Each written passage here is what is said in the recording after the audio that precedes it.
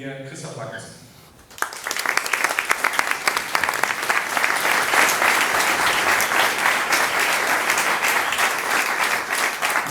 Ich danke dir für die Intro und danke für die Einladung, dass ich hier als Gast dabei sein darf.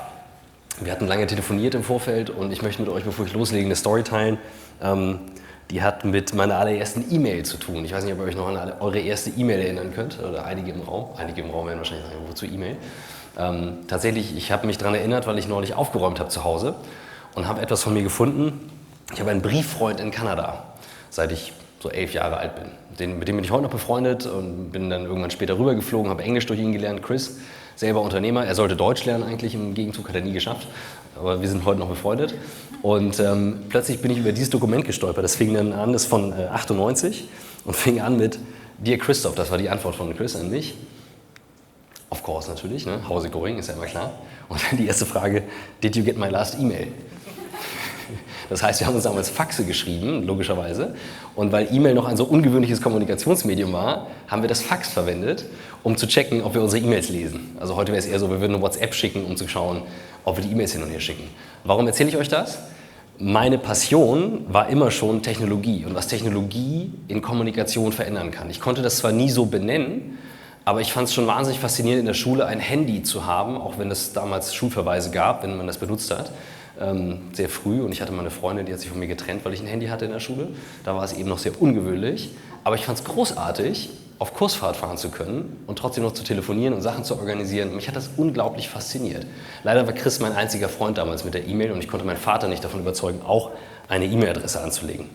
Also, das eben vorweg, das ist meine Passion, woraus auch eine Firma entstanden ist, was ich heute mit euch teilen möchte.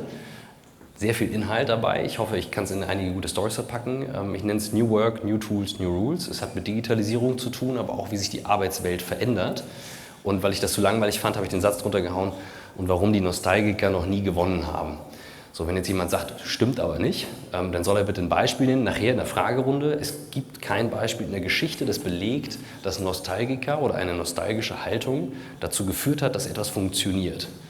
Ja, ich rede jetzt nicht von Leuten, die Bewahrer sind, die brauchen wir auch, versus die Innovatoren. Ich rede von echt harten Nostalgikern. Aber das können wir gleich, wie gesagt, durchgehen. Du hast es gerade so nett gesagt, ich war Unternehmer. Tatsächlich bin ich noch Unternehmer. Aber meine beiden Mitgründer würden behaupten, stimmt nicht. Dirk hat recht. Mein Hobby ist mittlerweile eigentlich der Podcast geworden, den wir machen. Und wir haben mit dem angefangen, einfach aus dem Drang heraus, dass wir gesagt haben, es passiert so viel und wir machen so viele Projekte. Warum teilen wir nicht mal Dinge, die wir so erleben im Alltag? Wir interviewen dann den Marketingchef von Facebook, dann treffen wir Schüler, die eine Firma haben, wir treffen Unternehmer, wir treffen Politiker, also durch die Bank weg Menschen, die sich mit dem Thema neue Arbeit und Digitalisierung auseinandersetzen, die aber auch wirklich offen genug sind, ehrlich Dinge zu teilen und nicht das geschönte Bild nach außen, wie es gerne sein sollte. Das teilen wir in dem Podcast und eben aus diesen Videos, YouTube-Videos, die wir noch machen. Und Podcast ist mehr als ein Hobby geworden. Mittlerweile ist es fast ein Fulltime-Job. Und weil wir sagen, okay, für uns ist es eine wichtige Quelle, Dinge zu lernen. Und wir teilen es trotzdem nach außen. Die Community wird immer größer, betreiben wir das weiter. Damit ihr es aber einordnen könnt, mein Kerngeschäft oder das, was wir machen, besteht aus Digitalisierung total. Und wenn jemand sagt, was ist Digitalisierung eigentlich, dann gibt es für mich immer 3 Felder, die davon betroffen sind im Moment. Das ist das Geschäftsmodell, was digitalisiert wird. Völlig klar, habt ihr jeden Tag mit zu tun. Das ist bei den meisten Firmen eine Herausforderung. Das ist das Kundenerlebnis, die Customer Experience. Eure Inside-App ist zwar für intern, aber das ist das perfekte Beispiel für Customer Experience, also eine App, die etwas verändert. Oder ein einfaches Beispiel ist auch Uber versus MyTaxi. Also wer Uber fährt, der weiß, ich muss am Ende gar nichts mehr machen, außer aussteigen und sagen, schönen Tag, viel Spaß, das war's. Ich muss aber nicht mehr Handy zücken, irgendwas bezahlen. Bei MyTaxi oder auch im normalen Taxi müsste ich jetzt Geld rausholen, Quittung bekommen, Papier nehmen, Papier einreichen in der Buchhaltung und so weiter.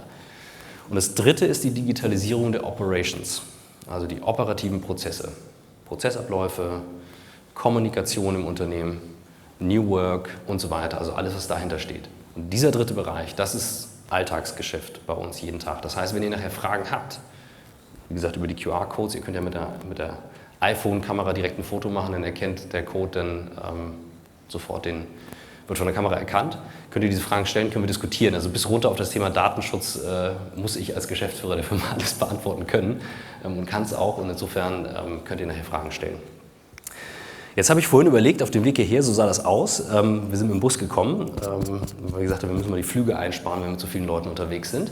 Habe ich überlegt, was würde euch denn jetzt helfen? Das heißt, ich habe diese gesamte Präsentation, die ich halten wollte, umgeschmissen, eben mit unserem Telefonat und noch ein paar anderen Sachen. Und habe gedacht, verdammt, wie könnte ich euch helfen, sodass ihr sagt, ich habe morgen irgendwas mitgenommen, was ich anders machen kann oder was ich anders sehe. Und da ist mir eine Geschichte eingefallen von einem Gast, den ich hatte im Podcast, der mittlerweile 75 ist. Er war damals an diesem Tag dabei. Das ist der Tag, an dem Richard Nixon das Weiße Haus verlässt und Gerald Ford Präsident wird. Und der Mann, den ich getroffen habe, haben wir kurz im Hintergrund gesehen, steht ganz im Hintergrund, war damals 29 Jahre alt und war im Raum, als Richard Nixon reinkam und sagte, Mr. Vice President, be prepared to become President. Und von dem Tag an war er der Chefsekretär vom US-Präsidenten. Und Zufall, nicht die Frisur, keine Verwandtschaftsverhältnisse oder so, Zufall, wir waren am Tegernsee wandern und der war auch da für ein Event. Der heißt Warren Rustand, 75 Jahre alt, 19 Enkelkinder, ne, unfassbar. Und er erzählte und erzählte und erzählte. Und ich habe ihn gefragt, Warren, da gibt es so viele Geschichten zu erzählen. Can we record a podcast? Und er dann, der ist so ein Herzensguter, den man umarmen möchte. Yes, of course, but what is a podcast? So, okay. Kein Problem, das kriegen wir erklärt. Habe ich mir erklärt, was ein Podcast ist. Und dann saßen wir auf dieser Hütte am Tegernsee, echt so in Jogginghose und Tee, ich war auch ein bisschen angeschlagen, und haben einen Podcast aufgenommen. Und ich wollte von ihm ganz viele Sachen wissen. Und unter anderem wollte ich wissen, Warren, wie ist das? Am ersten Tag, wenn der US-Präsident, und als ich diesen Satz gestellt habe, meinte, no, I cannot tell you anything about the CIA briefing. Ich so, nee, meinte ich nicht. Was ich wissen wollte ist, wie macht ihr das? Der Präsident übernimmt ja vom Präsidenten davor und dann kommt ja dieser Schwall an Terminen und Anfragen und wie geht ihr damit um? Kalender ist ja genauso ein Tool, ein Kommunikationstool, ein Organisationstool. Ich gehe davon aus, jeder von euch benutzt jeden Tag einen Kalender. Ich so, wie macht ihr das? Ich habe diese Frage aus einem gewissen Grund gestellt, denn Warren ist dafür bekannt, dass er das präsidiale Kalendersystem von Gerald Ford bis Barack Obama geformt hat. Also auf seine Idee geht dieses System des US-Präsidenten zurück. Donald Trump verwendet es aus irgendeinem ihm nicht bekannten Grunde und das wollte er noch nicht näher erläutern.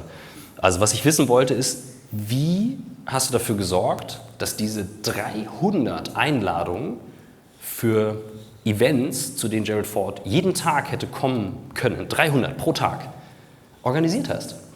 Also nur mal so zum Verhältnis, die meisten deutschen Vorstandsetagen bringt man mit 10 Anfragen für eine Konferenz komplett außer Gefecht. Dann sind irgendwie alle Sekretärinnen und Assistenten damit beschäftigt zu prüfen, ist die Bundeskanzlerin auch da, ist noch jemand da, den wir irgendwie sprechen müssen, worüber könnten wir reden und so weiter. 300. Und dann sagt er, ja, die Idee ist ganz einfach, zu verstehen, dass der Kalender ein Tool ist, was mein Verhalten danach jeden Tag formt. Wenn ich den Kalender so benutze, dass ich mich formen lasse, dann bin ich der Sklave meines Kalenders. Meine Frage, wer von euch hat das Gefühl, er ist uneingeschränkter Herrscher über seinen Kalender? Nicht zu viele Termine, keine unnötigen Meetings, genug Freizeit zum Denken. Mal die Hand hoch. Wer ist uneingeschränkter Herrscher seines Kalenders? Etwas zaghafter hinten, alles klar, wir haben einen dabei, das ist gut. Also, dann hört euch diesen Podcast an, Folge 22, sehr dankbar. Ich erkläre euch, was Warren mir erklärt hat und zu noch vielen anderen Sachen. Er sagt, pass auf, es ist ganz einfach, sagt er. Wir haben in Camp David, wo die immer hinfahren, einen Tag reserviert, der nur dafür da ist, dass der US-Präsident seine Legacy festlegt. Also was möchte ich hinterlassen? Und das ist relativ mühsam zu sagen, legt mal für euch fest, wo ihr sagt, will ich hinterlassen. Und aus dieser Legacy leiten wir, Achtung, jetzt kommt der Trick, eine Priorität ab. Das ist per Definition Singular, nicht Plural. Er fragte mich dann live im Podcast, und was ist deine Priorität? Ich daraufhin so, Stammel, und ich schneide nie was raus. Familie. Also, ja, die Antwort kommt oft. Dann mal eine blöde Frage, du bist vor 3 Wochen Vater geworden, sitzt jetzt mit mir hier am Tegernsee, deine Frau ist allein zu Hause mit dem Neugeborenen. Es ist Sonntag. Ich so, schwierig. So. So, also ich teile diese Sachen dann eben auch live und lasse mich dann auch herausfordern. Und er sagte, wenn diese Priorität steht, danach wird der gesamte Kalender des Präsidenten in 3 Abschnitte eingeteilt.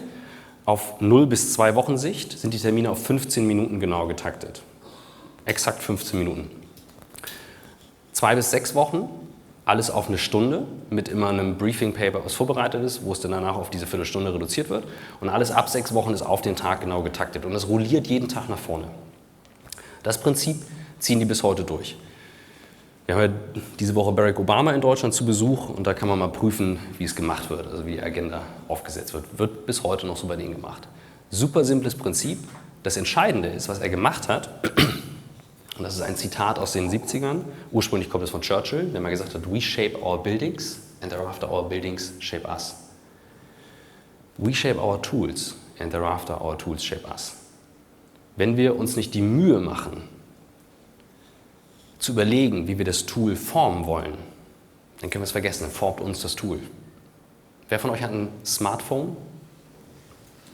Super. Wer von euch ist der eine im Raum mit noch einem Nokia-Telefon? Einen gibt es immer noch. Mal gucken. Statistik, ne? Also ich frage das immer, einen gibt es immer. Kennt ihr doch Snake, ne? So. Frage bei den Smartphone-Benutzern. Wer von euch hat die Benachrichtigung eingeschaltet? Also es klingelt etwas, es vibriert etwas, eine kleine 1 ist zu sehen, wenn eine E-Mail reinkommt. Wer hat Benachrichtigungen eingeschaltet? Was schätzt ihr, wie oft ihr am Tag auf euer Telefon schaut? Altersschnitt im Raum? Also so hier im Raum würde ich eher sagen Richtung 100 Mal, 80 bis 100 Mal. Hier Kollege hinter der Kamera, 2021 Generation eher bei 200 Mal am Tag. Marcel, du hast es irgendwann mal gemessen, wir haben mal geschaut, weil uns das nicht geglaubt wurde, aber tatsächlich die Frage, wofür braucht es Benachrichtigungen, wenn ich 100 Mal auf das Gerät schaue? Ganz einfach, weil wir uns vorher nicht die Mühe gemacht haben zu überlegen, wie wollen wir das Tool benutzen. Und das ist das, was ich inhaltlich mit euch teilen möchte, diesen Vorsatz WeShape. Wie können wir moderne, digitale Kommunikationstools so formen, dass sie ein Verhalten an den Tag führen, mit dem wir sagen, wunderbar, damit kann ich besser arbeiten, damit kann ich entspannter arbeiten, damit kann ich Arbeit zu dem machen, was mich stärkt und nicht schwächt. Das ist nämlich der Kern von New Work. Deswegen schauen wir uns erstmal die Tools an, dann ein paar Regeln, mit denen wir immer arbeiten. Wir führen eben auch Tools ein, das heißt, wir können auf echte Beispiele nachher eingehen, also fordert mich mit allen Sachen heraus. Und dann sage ich noch was zu New Work und Mindset generell. Tools. Es gibt 2 Arten der Kommunikation, ganz grob. Eine asynchrone Form und eine synchrone Form. Die asynchrone Form heißt geschriebene, gelesene Kommunikation. Also das, was wir mit E-Mails machen, das, was wir mit WhatsApp-Messages machen und Co. Vor noch nicht allzu langer Zeit gab es irgendwie so ein paar Tools. Wir hatten, wenn Ende der 80er mal das dazu nimmt, da kam die E-Mail als Tool neu dazu, da war das der größte Hit. Als ich damals in der Schule war, musste noch eine Telefonkette gestartet werden, wenn ein Lehrer krank war. Ich weiß nicht, wer noch eine Telefonkette von früher kennt. Ja, es gibt heute müdes Lächeln und eine Nachricht in der WhatsApp-Gruppe. Und natürlich eine große Diskussion über den Elternabend. Klar, dann gab es das Telefon, es gab Meetings, Büro. Ist dann eher ein synchrones Kommunikationstool. Das heißt, die synchrone Seite ist die gesprochene und zugehörte Kommunikation, die sehr viel emotionalere Form der Kommunikation. Die beiden Seiten unterscheiden wir ganz grob. Problem heute, ich habe einige tausend Kommunikationstools. Ich kann in den Unternehmen E-Mails schreiben, ich kann Messages schreiben, ich kann Faxe verschicken, häufig immer noch leider. Ich kann Briefe schreiben, Hauspost erleben wir auch immer noch. Es geht dann rüber zu Videokonferenzen, die nie funktionieren, Telefonkonferenzen, die immer zu spät anfangen. So, also es gibt wahnsinnig viele Tools und da versuchen natürlich ganz viele dann auch etwas zu ändern. Office 365, G Suite, Slack, WhatsApp und so weiter. Was man nur wissen muss, bei all diesen Tools ist die Problematik, dass gewisse Dinge im Hirn schneller verarbeitet werden können und gewisse langsamer. Auf der Seite asynchron, also lesen und schreiben. Was ist schnell, was ist langsam? Lesen oder schreiben? Was ist schneller? Lesen oder schreiben? Laut? Lesen ist schneller als schreiben. Lesen. Lesen ist signifikant schneller. Lesen ist im Schnitt 4-mal schneller als das, was wir schreiben. Egal wie schnell wir im Schreiben sind, wir können wahnsinnig schnell lesen. Auf der Seite sprechen und zuhören. Kommt drauf an, wer spricht, ist klar. Also, Leider ist es so, wir sind im Schnitt doppelt so schnell im Sprechen als im Zuhören, wenn wir das auch verstehen sollen. Also das Hirn kann zwar schnell zuhören, aber inklusive Verstehen wird es dann schwierig. So, das führt zur Problematik. Ich weiß nicht, wie die Meetings bei euch laufen, aber ich mutmaße mir nichts an. Also ich nenne ein Beispiel von irgendeinem anderen anonymen Unternehmen. Wir sind zu faul, die Meetings vorzubereiten. Ja, es dauert ja wahnsinnig lang hier mit dem Schreiben. Weil das Meeting dann zu spät anfängt, reden wir noch schneller, als wir sowieso schon reden. Keine Sau versteht, was wir eigentlich sagen wollen. Aber Gott sei Dank haben wir den neuen Werkstudenten, der muss das Protokoll schreiben, was wir dann hinter dem VPN-Tunnel auf Laufwerk G für die gesamte Gruppe ablegen, was aber nie wieder jemand anschauen wird. Wie gesagt, bei euch nicht gesehen, bei einem anderen Unternehmen gesehen, ne, mag alles anders sein, deswegen ganz klar. Aber das ist so ein Beispiel für eben diese Matrix, die malen wir jedem Mitarbeiter an Tag 1 auf eine Papierserviette. Das ist die absolute Grundlage, um zu verstehen, warum Kommunikation schief geht in den meisten Firmen. Jetzt kann ich gewisse Tools dahinter schalten. Wir reden ja hier über digitale Operations, ne? Das ist das, was ich am besten kann. Deswegen teile ich etwas mit euch, wo ich sage, okay, das sind jetzt die besten Sachen aus 150 Podcasts, aus 280 Videos, aus den ganzen Projekten, wo ich sage, das funktioniert immer. Dann gibt es 3 Dinge, die immer funktionieren. Und wie die Tools heißen, ist scheißegal, aber die Prinzipien sind immer die gleichen. Das erste ist Gruppenkommunikation, das zweite ist Konzeptkommunikation und das dritte ist die ungeplante Kommunikation. Gruppenkommunikation. Wer von euch ist Mitglied einer WhatsApp-Gruppe? Wer von euch hat das Gefühl, diese Gruppe hört nie auf zu schreiben? Wer von euch ist dafür verantwortlich, in dieser Gruppe zu bleiben? Ihr selber, alles klar. Gut, haben wir jetzt wieder mit dem Verhalten. Also, warum nehme ich WhatsApp als Beispiel? Man darf es ja eigentlich nicht verwenden in Deutschland, aber hat natürlich die SMS abgelöst, keine Frage. Die Telekom hat mal 4 Milliarden Profit mit der SMS gemacht und dann irgendwann kam WhatsApp und hat das Ding vom Markt gefegt. Jeder von uns benutzt es, selbst der Vorstand, ist so, das ist Realität. Es hat die Kommunikation in der Gruppe maßgeblich geändert. Ich nehme mal den China-Klon von WhatsApp als Beispiel, WeChat, Wingxin. Also wer mit China arbeitet, weiß, E-Mails schreiben geht nur mit Deutschen, die da drüben arbeiten. Ansonsten muss ich auf Wingxin unterwegs sein, um meine Arbeit zu machen, sonst passiert da gar nichts. Das heißt, die organisieren ihren gesamten Alltag im Business und privat über Wingxin. Zahlen damit, schreiben damit, klinken sich in die Arbeitsgruppen ein, klinken sich wieder aus. Das ist übrigens das neue Bürogebäude, was die Mutterfirma von Wingxin sich gebaut hat. Also so groß ist das Thema. Warum teile ich das? Es hat eben maßgeblich unsere Kommunikation im Privaten geändert. Erstaunlicherweise haben wir viele Dinge, die wir aus dem Geschäftsleben mitgebracht haben. Vor 20, 30 Jahren haben wir immer noch die Hauptinnovation in der Firma gehabt, nicht mit nach Hause bringen können, weil zu teuer. Jetzt schaffen wir es aus irgendeinem Grund nicht. Die Innovation, die wir zu Hause benutzen, sogar mein Vater kann Bilder per WhatsApp verschicken und Audio-Messages und Videos von seinen Enkelkindern sehen und Standorte und Live-Standorte, die bringen wir nicht mit ins Unternehmen. Wir tun uns sehr, sehr schwer damit.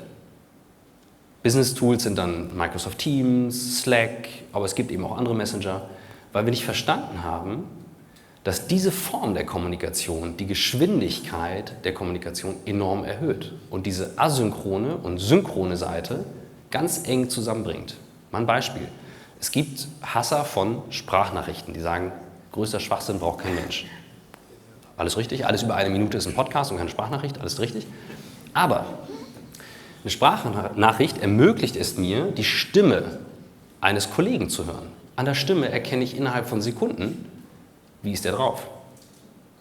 Ist er krank? Ist er gut drauf? Ist er schlecht drauf? Und sagen, ja, will ich ja gar nicht, dass das man weiß, wie man drauf ist. Doch, ich arbeite ja mit den Menschen zusammen. Na klar, wenn ich eng mit dem arbeite, dann freue ich mich am Montagmorgen einmal die Stimme zu hören. Allerdings nicht um 8:30 Uhr per Telefon, wenn ich gerade meine Kinder in die Kita bringe und mein Sohn wieder dabei ist, einen riesen Aufstand zu machen, seine Gummistiefel nicht ausziehen zu wollen, weil er die so toll findet, dann ist ein Anruf echt beschissen. Und dann ist eben die Möglichkeit, etwas asynchron konsumieren zu können, was aber eingesprochen ist, was man eigentlich nur synchron hat, ein Riesenvorteil. Ein Riesenvorteil. Das sind kleine Beispiele.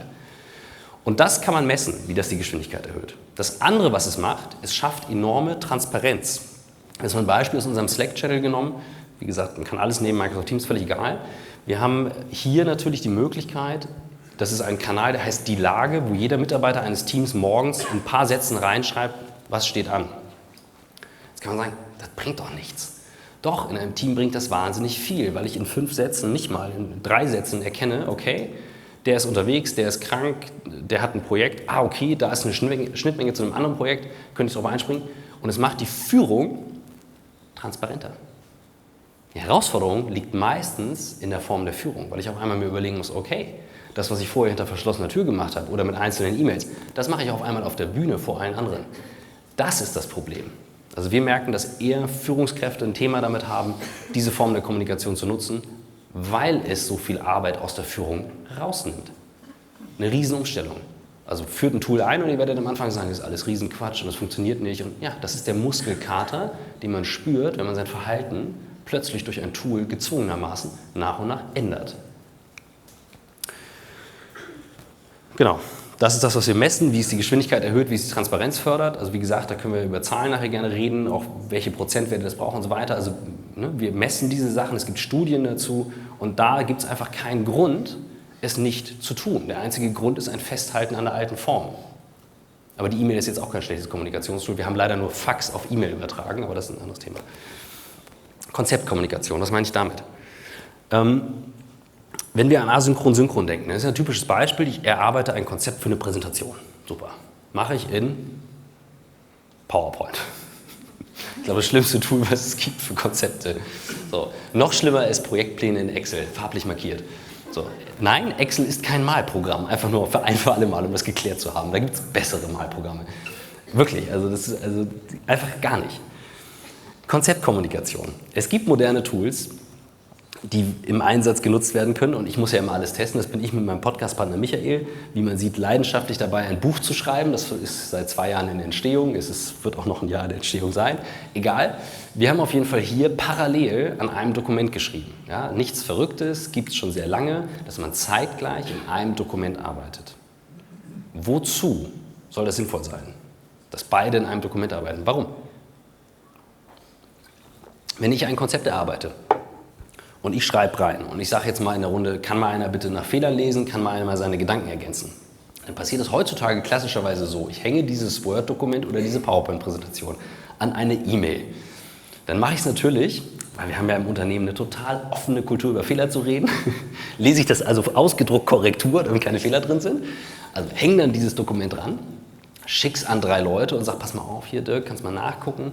René, kannst du auch nachlesen vom Wochenende, ne? Jetzt Freitagabend und Marcel soll auch nochmal sein Feedback geben. Und dann kriege ich von 3 Leuten zu unterschiedlichen Zeiten die Kommentare zurück. Und meine Aufgabe besteht darin, diese Kommentare nachher am Samstagmorgen, weil es Montag fertig sein soll, ist ja meistens so, zusammenzufügen. Und jetzt soll mir mal einer bitte erklären, wo das sinnvolle Arbeitstätigkeit ist im Jahr 2019. Das entzieht sich meinem Verstand gänzlich. Ich habe vorher ein Unternehmen gehabt, wo wir das eingeführt haben vor 10 Jahren. Und jedes Mal, wenn jemand ein Dokument irgendwo angehangen hat, gesagt hat, hier bitte per Link, hier bitte per Link.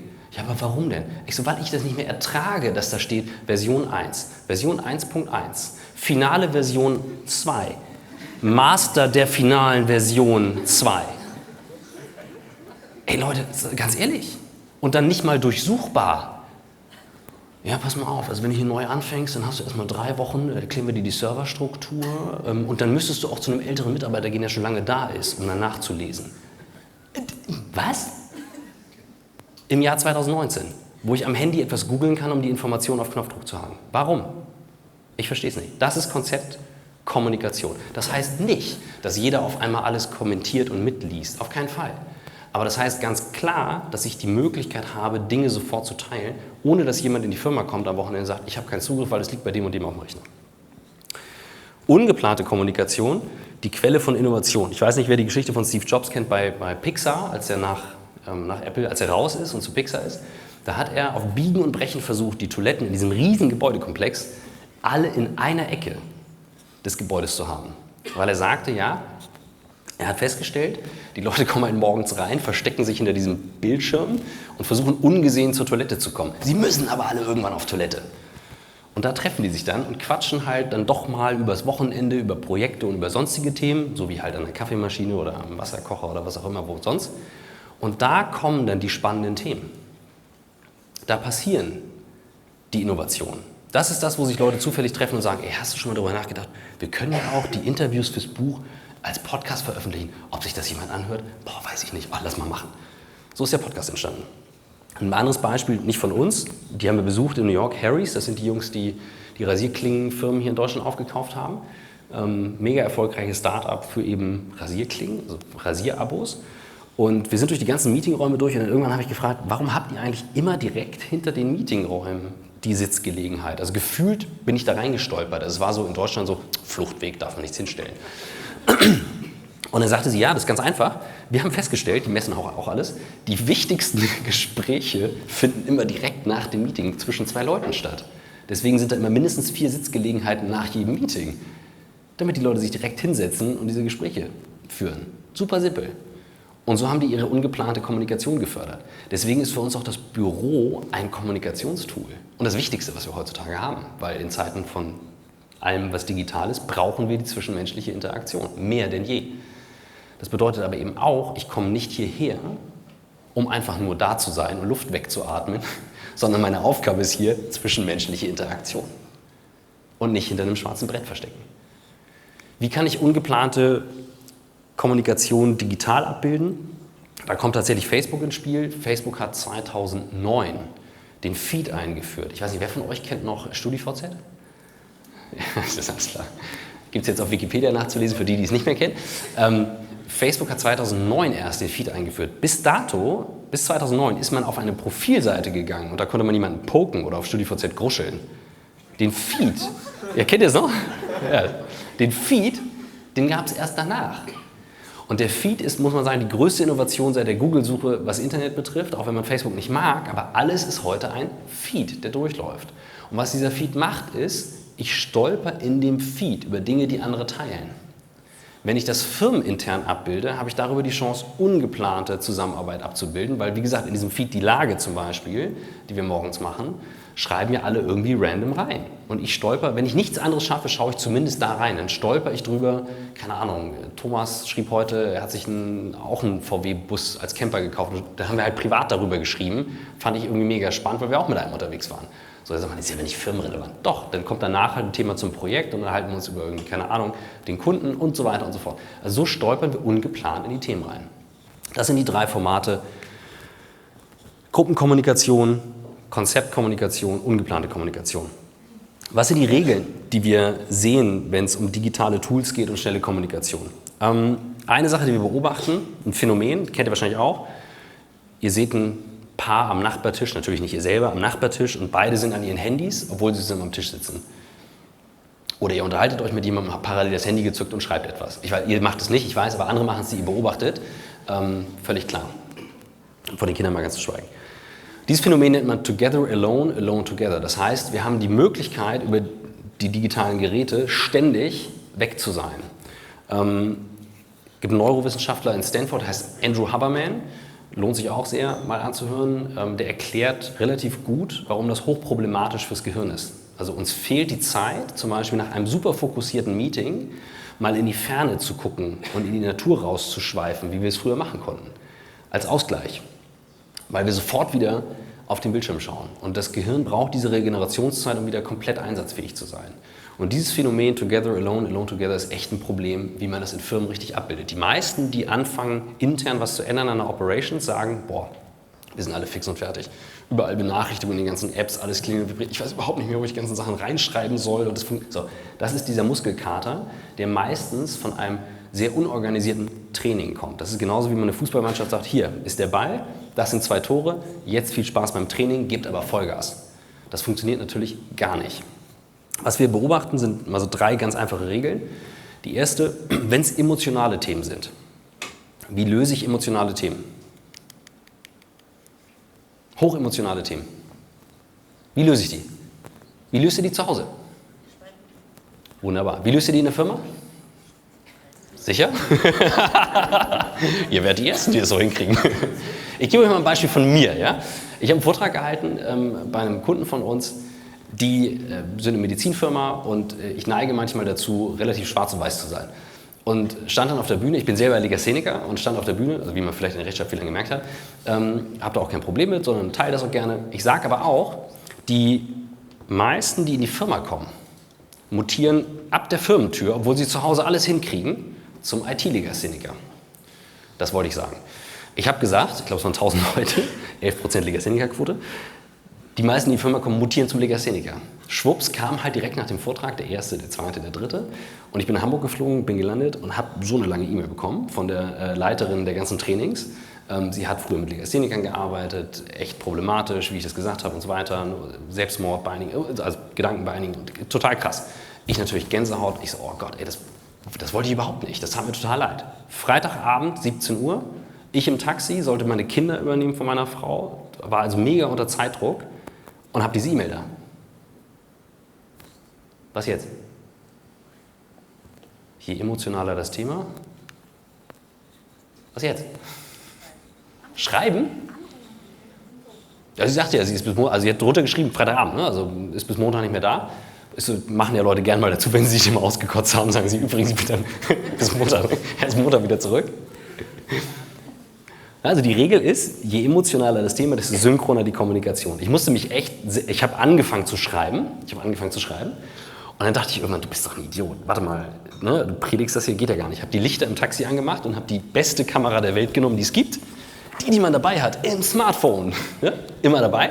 Die ist ja mittlerweile hervorragend. Habe das Ding vorne in die Rücksitzlehne vom Taxi eingeklemmt, auf Aufnehmen gedrückt und habe eine Entschuldigung aufgesprochen. Dass mir das aufrichtig leid tut, dass ich wahnsinnig viel Spaß hatte beim Vortrag. Ich habe das nicht so gemeint. Kann man nicht entschuldigen, kann man nicht wieder gut machen. So. Sie schrieb dann doch sofort zurück, nachdem ich das Video geschickt hatte. Das sei die beste Entschuldigung, die sie je bekommen hat, ob sie es rumschicken darf. Ich so, naja, dafür habe ich sie aufgenommen. Das meine ich mit, je emotionaler das Thema, desto synchroner die Kommunikation. Das heißt, ich suche immer den möglichst synchronen Weg. Aber wir tendieren das zu vergessen, wenn wir sagen, oh, jetzt müssen wir hier jemanden in CC setzen, um einen Punkt mal klar zu machen. Dann hängen wir aber in der Ego-Schleife drin. Riesenproblem, gerade bei digitalen Tools. Also stellt euch nur mal vor, eine Diskussion in einem öffentlichen Thread. Einer schreibt einen Kommentar drunter, passiert ja hin und wieder auf Facebook so, ne? Shitstorm und so. Einer schreibt einen Kommentar drunter, der nächste Kommentar, der nächste Kommentar, der nächste Kommentar. Und schon sagt der Chef, nö, machen wir nicht mehr. Das ist das Problem. Zweitens, Freiheit ohne die Freiheit des anderen zu beschränken. Was meine ich damit? Also, auch wieder ein rein hypothetisches Beispiel. Freitagabend, ich will eine Präsentation bearbeiten und brauche Zugriff von Dirk auf eine, keine Ahnung, Datenset für Montag, weil ist ja Montag dann. Dirk ist aber im Urlaub an dem Tag und ich will nicht stören. Ich erreiche ihn auch nicht, Handy ist aus, in den Bergen wandern, keine Ahnung. Und ich komme nicht ran. So, und dann geht die Diskussion los. Ja, hätte sich vorher darum kümmern müssen, muss vorbereitet werden und so weiter. Bei uns gibt es eben diese einfache Regel, jeder hat die Freiheit, alles zu tun, solange er die Freiheit des anderen nicht einschränkt. Der Fehler, der dann passiert ist, dass diese Daten nicht geteilt waren. Also bei uns zum Beispiel heißt es, ich darf kein Dokument auf dem Rechner speichern. Wir machen alles immer in der Cloud, immer, ausnahmslos. Ganz klar, weil wir sagen, okay, wir haben eine Cloud, die datenschutzkonform ist, die secure ist, wo alles drin ist. Es gibt keinen Grund, das auf einem Rechner zu haben. Verliere ich das Ding, wird es geklaut, ist das ein viel größeres Problem. Gibt es einen Hack in der Firma oder ähnliches? Viel größeres Problem, als wenn irgendwas fehlt. Das heißt, es ist die Verantwortung des anderen Kollegen, das dann parat zu haben. Das Gleiche gilt zum Beispiel für Anwesenheit bei uns. Viele sagen immer New Work und digital Homeoffice. Wir wollen alle jetzt Homeoffice. Super, tolle Idee. Funktioniert aber nicht immer. Es gibt Tage, da brauche ich jemanden physisch anwesend. Wenn ich dann sage und sage, ich habe aber 2 Homeoffice-Tage in meinem Vertrag hier verhandelt und diese Woche kommt die Telekom. Aber ich habe gesagt, ich brauche dich, dann beschränke ich in der Sekunde als derjenige, der nicht kommt, die Freiheit meines Kollegen. Und diese Regel gilt unabhängig von Hierarchie. Jeder kann das dem anderen sagen, weil ich kann auf meiner Seite bleiben. Ich kann sagen, du hast meine Freiheit beschränkt, so wie ich arbeiten wollte, indem du das und das nicht gemacht hast. So, und dann kann das diskutiert werden. Heilige Grundregel für uns funktioniert natürlich wunderbar, wenn die Sachen alle geteilt sind und ich sie suchen kann. Dann habe ich damit keinen Stress. Dritte Regel, das Always On ist natürlich ein Riesenthema. Das heißt, dadurch, dass ich das Gefühl habe, ich muss immer erreichbar sein und ich habe jetzt überall Benachrichtigungen, wird das natürlich ein massives Problem. Die Leute sagen, oh Gott, wo soll ich überhaupt noch drauf gucken? Es gibt ja die Legende vom roten Telefon zwischen Moskau und dem Weißen Haus. Das ist ja nur eine Legende, in Wirklichkeit gibt es ja Twitter dafür. Das heißt, die Idee war ja mal, dass der US-Präsident anrufen kann und sagen kann, du, sorry, wir haben hier keine Rakete geschossen, ne, alles in Ordnung, ich weiß nicht, von wem die sind. Vielleicht die Chinesen, schön wieder auflegen. So, das war ja mal die Idee, also quasi einen Notfallkanal zu haben. Und genau darum geht's. Was ist ein Notfall? Was ist wirklich ein Notfall? Wir tendieren ja im Geschäftsalltag alles zum Notfall zu machen, was bei uns stresst. Aber was ist ein echter Notfall und wie kommuniziere ich den? Und das war echt ein Problem bei uns, weil WhatsApp, bei mir ballern da noch LinkedIn-Nachrichten rein, Xing, dann schreibt einer dreimal auf Xing, er konnte mich nicht erreichen. Ich denke so, okay, mit Ausrufezeichen mittlerweile, so E-Mail gerne auch mal, Großbuchstaben. So, also ein völliger Wahnsinn an Kommunikationstools. Und wir haben dann gesagt, das ist echt Quatsch, wir führen eine Regel ein. Die gilt immer, 24/7. Wenn mich jemand zweimal hintereinander anruft, gestern passiert, ich hatte gestern meine Kinder auf dem Spielplatz und ich gehe nicht ran, wenn ich mit meinen Kindern spiele. Ich sehe das auch nicht, bei mir klingelt nichts, vibriert nichts. Ich gucke dann irgendwann mal zwischendurch drauf, ob 2 Anrufe drauf sind. Und in der Sekunde, wo ich gucke, waren 2 Anrufe drauf. Und in der Sekunde setze ich beide auf die Schaukel, habe Handschuhe gegeben und habe zurückgerufen. Und es war tatsächlich ein Notfall. Aber das kommt, weiß ich, alle halbe Jahr mal vor. Also wir hängen den ganzen Tag zusammen ab, alle halbe Jahr kommt das vielleicht mal vor. Und dann ist es auch wirklich ein Notfall. Fertig. Total simpel. Gilt für alle Mitarbeiter in der ganzen Firma. Es missbraucht keiner. Das passiert einem Kunden mal, der es missbraucht, oder einem Partner. Dann erklärt man dem das höflich. Und ab dann ist es wunderbar. Und schon kann ich dieses Gerät, wo man immer sagt, oh Gott, ich muss jetzt alles nachschauen, beiseite legen. Und dann merke ich, in Wirklichkeit ist es meine fehlende Fähigkeit, das Handy mal beiseite zu schieben und beiseite zu lassen. Das ist dann eine ganz andere Perspektive darauf. New Work, ein Satz dazu, bevor wir dann gleich in die Diskussion einsteigen. Ich gebe euch gleich noch etwas mit. Ich werde immer wieder gefragt, was ist das? Und ist das nicht irgendwie jetzt hier nur ein bisschen Kicker und Obstschale und so weiter? New Work ist eine Haltung, mehr nicht. Also es ist die Art, Arbeit zu ändern, weil wir heute technologische Möglichkeiten haben, Arbeit, und das ist die Kernidee von New Work, zu dem zu machen, was uns stärkt, weil es eben einen so großen Raum in unserem Leben einnimmt. Warum sollten wir Arbeit nicht so gestalten, dass wir sagen, ich arbeite gerne, wirklich gerne, aber ich lasse mich nicht kaputt machen von der Arbeit. Darum geht es bei New Work. Was ich dazu brauche, sind ein paar Grundprinzipien. Eins ist eben zu verstehen, es gibt einen Unterschied zwischen Wissen und Lernen, wissende Haltung, lernende Haltung. Ein Satz dazu, das ist der Cloud-Chef von Microsoft, der sagte im Podcast, wir versuchen gerade bei Microsoft von einem Wissenden zu einem lernenden Unternehmen zu werden. Ich habe es erst überhört und dachte, ja, klar, das ist alles logisch. Bis ich dann kapiert habe, was das eigentlich heißt. Ich weiß nicht, wer von euch hat Kinder oder Kinder im näheren Umfeld? Kinder? Ja. So. Kinder lernen, indem sie Neuronen verknüpfen. Wie 2 Bahnhöfe, die am Anfang nicht miteinander verbunden sind, sind die Neuronen erstmal ohne. Dann stehen sie auf und können anfangen zu laufen und merken, alles klar, die Bahnstrecke funktioniert. Dann kommt die große Schwester, stößt sie um, merken sie, okay, muss ich mir Neues ausdenken. Wir Erwachsenen tendieren dazu zu sagen, wenn jemand kommt und sagt, pass mal auf, ich habe eine super Idee für eine neue Bahnverbindung, Neuronen. Ja? Münchner Flughafen und Münchner Innenstadt könnte man ja mit einer Magnetschwebebahn machen, rein hypothetisch. Eine tolle Idee. Dann sagen wir, egal wie, immer, wieso, wir haben doch schon eine Bahnverbindung. Die funktioniert doch. Das ist eine völlig natürliche Haltung, weil wir ja gestern so überlebt haben, wie wir gelebt haben, also machen wir so weiter. Und das ist ein Riesenproblem. Diese lernende Haltung ist genau das Gegenteil davon. Und deswegen ist es so eine gigantische Herausforderung als Unternehmen, ernsthaft lernend zu sein. Weil ich mein Ego nach hinten stellen muss und diese Haltung sagen, ja, komm, weißt du, was du hier erzählst, dann haben schon, weiß ich alles schon längst. Ja, dann, wenn du das schon weißt, dann anwenden. Und nicht da sitzen und sagen, oh, weiß ich alles schon. Das ist eben die wissende Haltung. Ein prominentestes Beispiel, was mich selber eben ereilt hat, war der Nokia-Chef, der 2007, Nokia war damals die wertvollste Marke der Welt, sagte im Forbes Magazine, sehr beeindruckend mit den 270.000 verkauften iPhones in 2 Tagen, aber es wird nicht mal, Achtung, eine Delle in unserem Kundenstamm von fast 1 Milliarde Kunden verursachen. Das ist Haltung, nichts anderes. 1200 Tage später wurde Nokia dann verkauft, aber das ist eine andere Geschichte. Wenn ich es nicht schaffe, und das gilt für die Geschäftsführung genauso wie alle im Unternehmen, mich selbst zu drehen in diesem Thema, dann kann ich von niemandem anderes erwarten, dass er sich dreht. Niemand. Ich kann mich nicht hinstellen und sagen, alle machen das mal mit, aber ich mache meinen Papierkalender. Ja, jetzt mal als Extrembeispiel. Oder alle machen das mit, aber ich habe hier mein spezielles kleines Reich. Schönes Beispiel sind immer die Extra-Regelungen für iPhones für bestimmte Mitarbeiter, wo es für andere nicht gibt und so weiter. Riesendiskussionen. Dann heißt es immer, Cloud können wir nicht, wegen Datenschutz. Und dann stelle ich doch immer wieder fest, dass viele der iPhones, die in der Geschäftsführung verteilt werden, wie gesagt, betrifft nicht euch, aber das sind Live-Beispiele, wo dann der Cloud-Sync aktiviert ist im iPhone. Ganz normal der Apple Cloud-Sync. Und ich einfach nur frage, wo geht das denn hin? Ja, in die Apple Cloud. Ach so, die übrigens iCloud heißt. Apple betreibt keine Cloud. Noch nie. Die wurde erst von Microsoft betrieben, dann wurde sie jahrelang von Google für Apple betrieben und jetzt wird sie von Amazon betrieben. Das heißt, ihr seid einmal überall durchgenudelt. Herzlichen Glückwunsch. So viel zum Thema emotionale Diskussion, was Datenschutz betrifft. Das heißt, wenn ich mich nicht selbst drehe, kann ich von niemandem erwarten, dass er das auch tut. Positivbeispiel dafür. Jeff Bezos im Jahr 1999. Mal eine Antwort auf einen Interviewgast. Das war das Jahr, in dem Bezos von diversen Großkonzernen verklagt wurde, als Amazon-Gründer, Barnes & Nobles, Walmart und Co. und gefragt wurde, ob er denn keine Angst hätte. Da hört man genau hin, ich habe es auch untertitelt. Ich hoffe, das kann man gut lesen. It's getting really nasty out there, it seems to me.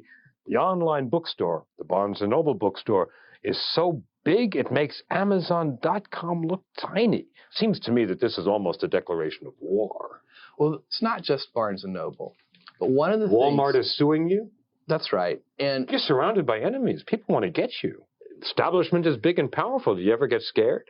well, I tell people around here to wake up petrified and afraid every morning. Do you? I do. It is not uncommon for people who have achieved the kind of startling success you have in such a short period of time develop a pretty strong fear about losing it all. Are you afraid of that? I know we can lose it all. It's not a fear. It's a fact. Also zu sagen, I know we can lose it all, it's not a fear, it's a fact. Das ist keine Angst, das ist ein Fakt, dass morgen alles anders sein kann. Fakt. Und der Unterschied ist ganz einfach. Mit Angst im Nacken arbeitet es sich echt beschissen. Mit Angst im Nacken innoviert es sich auch nicht besonders gut. Mit Angst im Nacken lässt es sich auch nicht besonders gut verhandeln. Weil wir immer wieder in unsere Verteidigungszone zurückgezogen werden. Freeze, Flight, was auch immer man das nennt. Ohne, dass ich mich als Mensch zeigen kann, sagen kann, ja, ich bin genauso verletzlich, ich habe genauso Angst vor den Themen, kann ich nicht einem anderen Menschen auf Augenhöhe begegnen. Wir waren alle mal Kinder, jeder hat vor anderen Sachen Angst, jeder hat andere Verteidigungsstrategien. Der eine sagt, das ist alles Quatsch, der nächste zieht sich zurück, der nächste geht auf die Bühne. Die Verteidigungsstrategien sind bunt und unterschiedlich. Aber das ist das verbindende Element zwischen allen in einem Team, die an so einem Thema arbeiten. Und als Chef zu sagen, I know we can lose it all, that's not a fear, it's a fact, ist ein Riesenunterschied. Ein riesen Unterschied. Was kann ich jetzt machen, um morgen das zur Umsetzung zu bringen? Weil da sind irgendwie viele Themen und schwierig und eigentlich hat keine Zeit und morgen ist schon wieder Projekt. Okay, ich habe mir was überlegt vorhin. Idee. Ihr habt ja alle ein Smartphone, habe ich ja vorhin gefragt. Ihr könnt ja mal überlegen, ob ihr schafft, nur so als kleine Challenge, man kann mal 2-3 Tage anfangen, eine Woche lang nur mit dem Smartphone zu arbeiten. Hey, warum sollte ich das denn tun? Das bringt überhaupt gar keinen Sinn, großer Bildschirm und so weiter.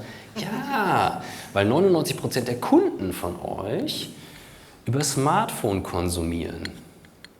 Das ist nun mal leider so. Habt ihr euch auch gemeldet? Ihr macht ja auch keine Telefonkette mehr in der Schule.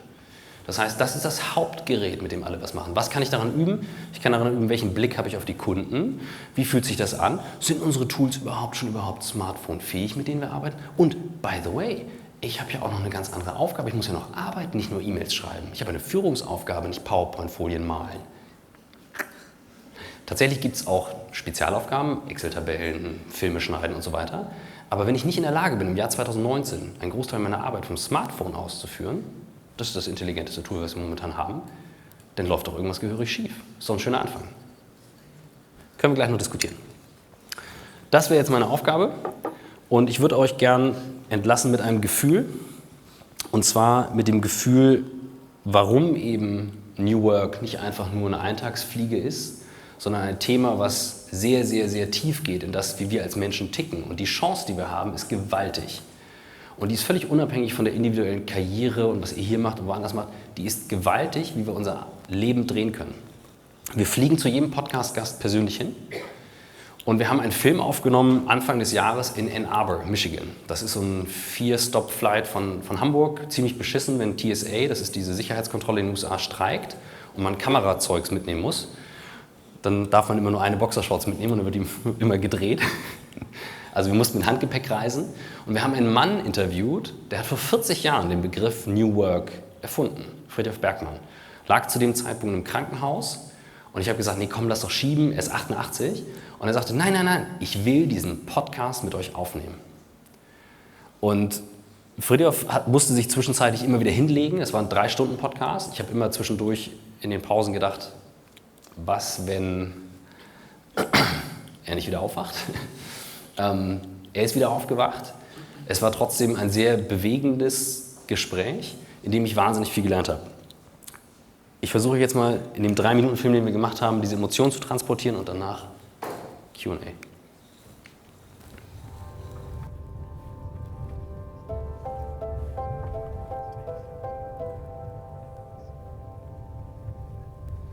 Guten Morgen. Guten Morgen, guten Morgen.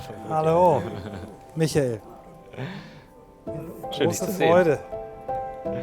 Ist ja wunderbar. Wir treffen uns. Ja. Wie ihr mir die Gelegenheit gibt, zu beschreiben, was ich versuche, dann Das wollen wir.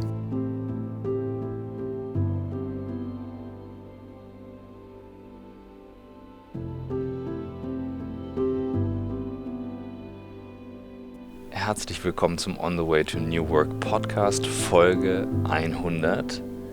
Michael und ich, Christoph, sitzen in Ann Arbor bei Fridtjof Bergmann. ja.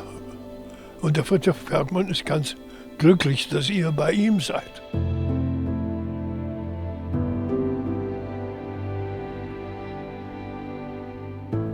Aber dagegen ist eben wieder einer dieser Punkte, wo ich mich gewehrt habe und gesagt habe, ich glaube, die Arbeit ist ein interessantes Thema und kann also ein sehr interessantes Thema werden in der Zukunft. Das ist etwas, wo ich gewissermaßen recht hatte.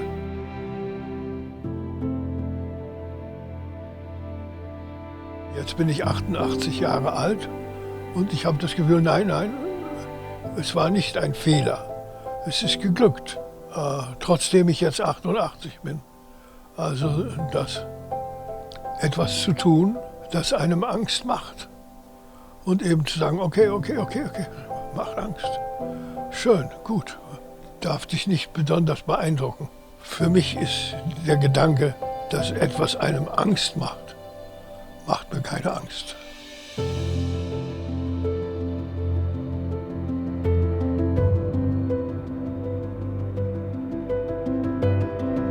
Entscheidend ist, dass wir jetzt die technologischen Möglichkeiten haben. Wir haben jetzt die Technologie entwickelt, die es uns möglich macht, Arbeit völlig anders aufzubauen, zu denken, zu organisieren als bisher. Arbeit kann wirklich das sein, was den Menschen stärkt, anstatt ihn schwächt.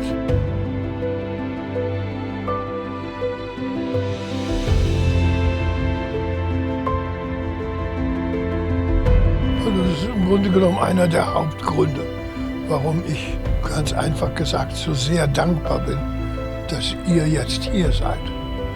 Weil das ist jetzt die Gelegenheit, das dazu zu bringen, dass der Modebegriff neuer Arbeit mit dem Gegenteil von dem konfrontiert wird. Und dass etwas ganz anderes wirklich die Absicht von allem Anfang an war.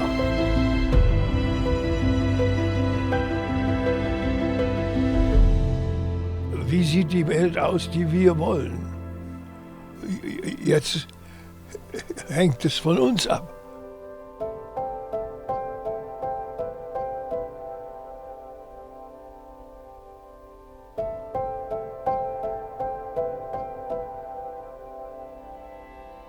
Vielen Dank.